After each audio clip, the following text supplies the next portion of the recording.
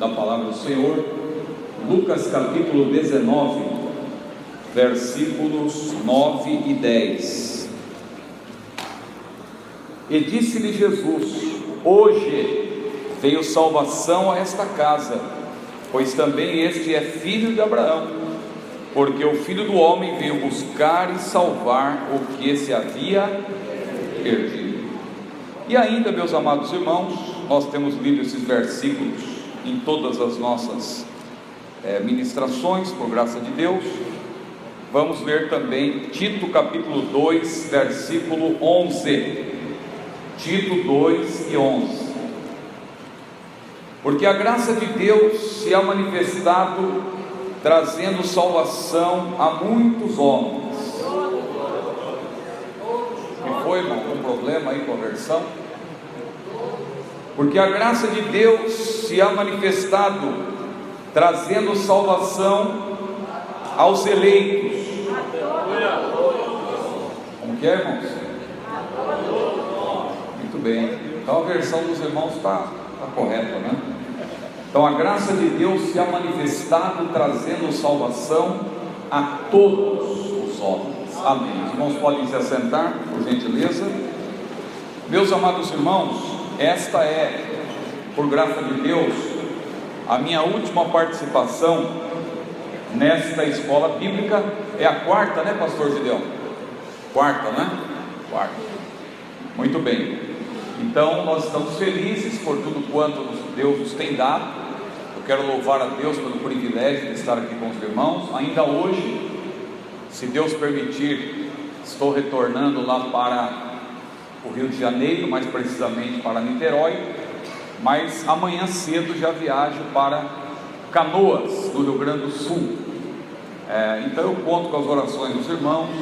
É a razão pela qual também não posso ficar mais tempo aqui com os irmãos, porque o meu desejo era inclusive ficar um pouco mais e poder abraçar também o pastor Gesser Góes, que está chegando lá de Fortaleza, que é um grande amigo. Mas eu tenho esse compromisso e por isso preciso retornar. Mas agradeço o pastor Gedeão mais uma vez pela maneira tão carinhosa, hospitaleira, como que sempre me tem recebido. Agradeço o pastor Hércules, que tem sido uma pessoa muito generosa para com a obra do Senhor em todo o Brasil, e é por isso que Deus tem abençoado o pastor Hércules e o CETAD. Quando você ouve falar que o CETAD está crescendo, que são milhares de alunos, glorifique a Deus por isso e ore pelo pastor Hércules, porque ele é um homem que tem a mão aberta para a obra do Senhor, e Deus o tem abençoado por isso. E claro que nós também temos que ajudá-lo em todos os sentidos, porque ele, claro, para atender a obra do Senhor, corre riscos, e também a saúde e tudo, e viagens e tanta coisa, e a família que às vezes sofre, mas nós temos que orar para que Deus abençoe o nosso pastor Hércules. E uma alegria estar aqui com o pastor Edenay Cabral, nosso pastor, amigo também. É um privilégio poder ouvi-lo, e me sinto honrado também por tê-lo aqui participando dessa escola bíblica. Veja, como aluno, não é um homem que vai ministrar a palavra, mas está aqui também participando como aluno dessa escola. Isso é um exemplo para nós, não é? Meus irmãos, hoje a nossa aula de fechamento do assunto soteriologia. Eu creio que os irmãos estão entendendo bem o que é o assunto. Não parece tão difícil à primeira vista, mas você vê que tem pelo menos 20 doutrinas relacionadas com a soteriologia. Quando se fala de doutrina da salvação, na verdade são as doutrinas da salvação. Então, soteriologia, o estudo da salvação, são várias doutrinas. Eu já falei para os irmãos na primeira aula que o termo advém de sotérios ou de soteria. São dois termos gregos que aparecem no Novo Testamento. Sotéria aparece só 5 vezes, como por exemplo lá em Efésios 6,17, quando Paulo falou do capacete da salvação. O termo ali é sotérios, não é?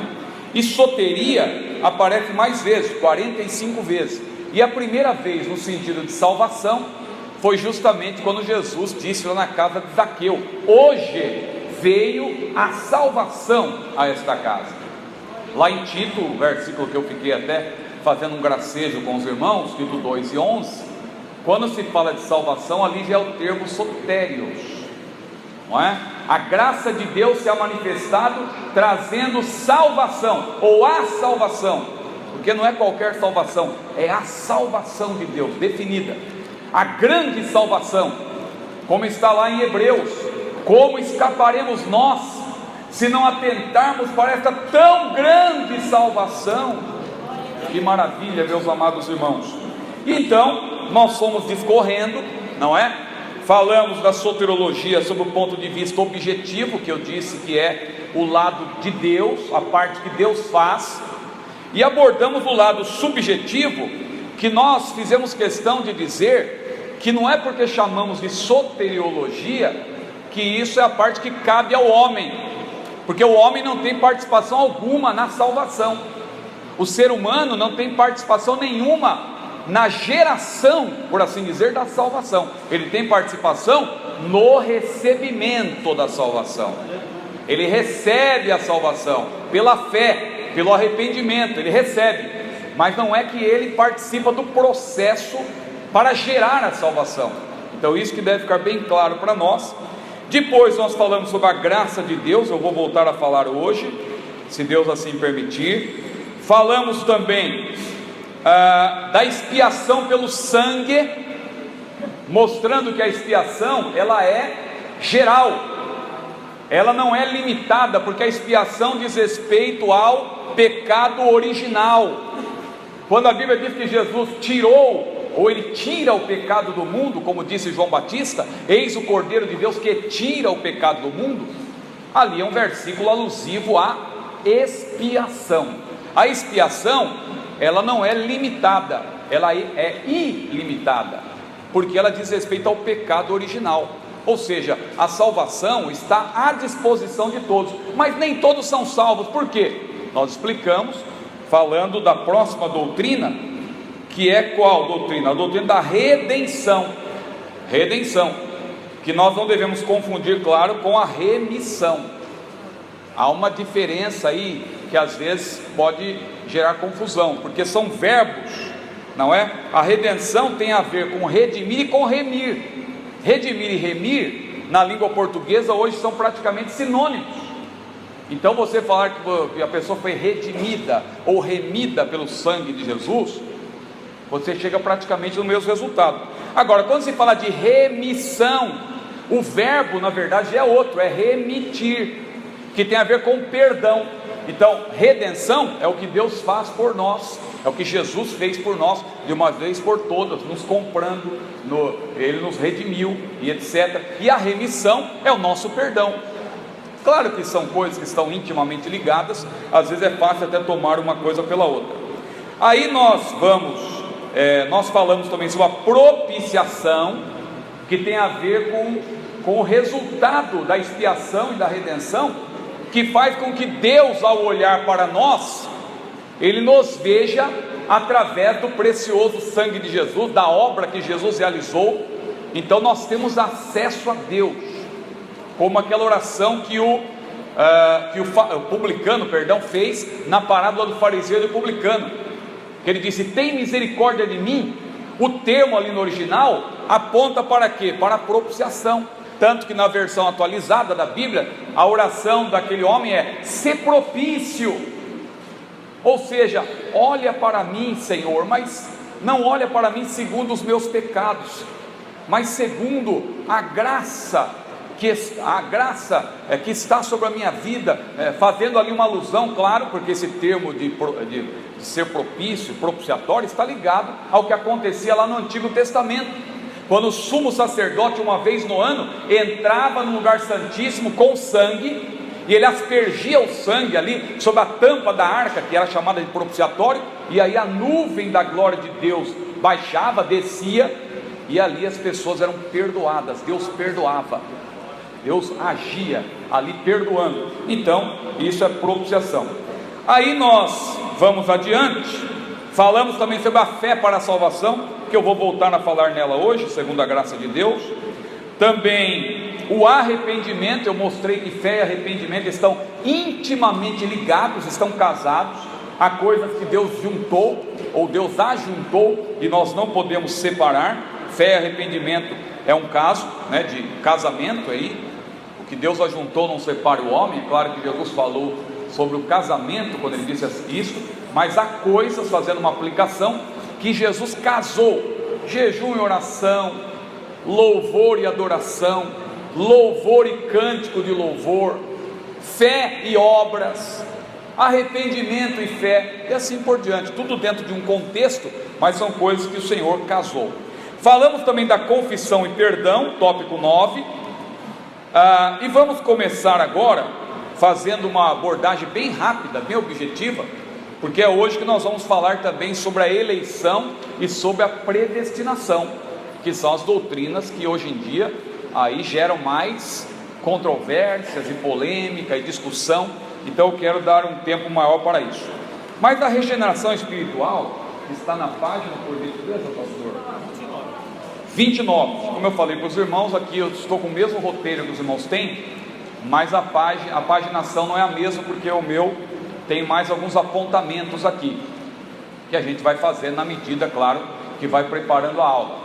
Então na página 29 está aí o tópico 10º, regeneração espiritual, que eu já falei também de relance da regeneração, e aí nós vamos agora só reforçar.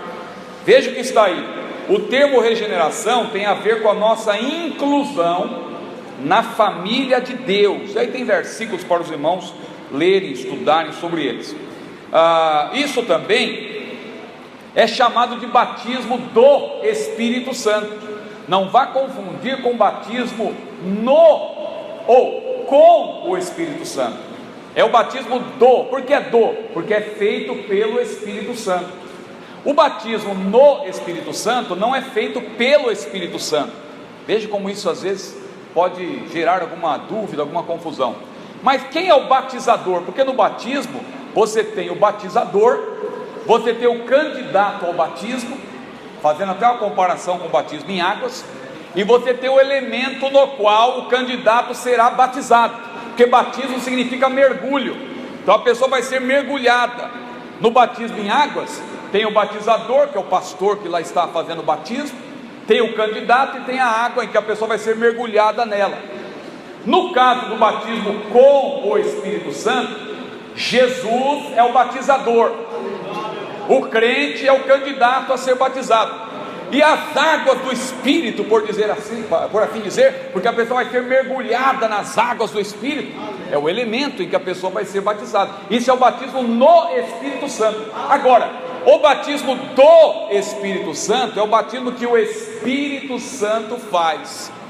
Quando nós somos salvos, o que aconteceu? O Espírito Santo nos tomou. É claro que isso tudo é linguagem figurada, não é? Ele nos mergulhou. Onde que ele nos colocou? No corpo de Cristo. Nós fomos postos no corpo de Cristo pelo Espírito Santo e passamos a fazer parte da família de Deus. Paulo falou disso lá em 1 Coríntios 12, versículo 13, em que ele fala do batismo do Espírito Santo. Não confunda com o batismo no, que também é chamado de batismo com. É batismo no, porque é no Espírito, e é com também, porque é um revestimento de poder que vem sobre nós. Por isso que é com o Espírito também, não é? Mas então, veja, a regeneração também é chamada de batismo no corpo de Cristo. Nós passamos a fazer parte da família de Deus. Então a regeneração é o ato interior, não é? Da conversão, efetuada na alma pelo Espírito Santo. Isso aí vai, claro, a consequência disso é que nós passamos a fazer parte da família de Deus. Vamos adiante. O 11º tópico, a imputação da justiça de Deus, porque nós falamos que fomos justificados. Veja aí, o que eu não explicar aqui, eu já falei para os irmãos que a apostila, modéstia à parte, ela está com bastante texto, versículos, justamente para os irmãos juntarem aquilo que está sendo falado com aquilo que está escrito e terem o melhor aproveitamento desta matéria. Por isso que algumas coisas eu só vou dar uma pincelada,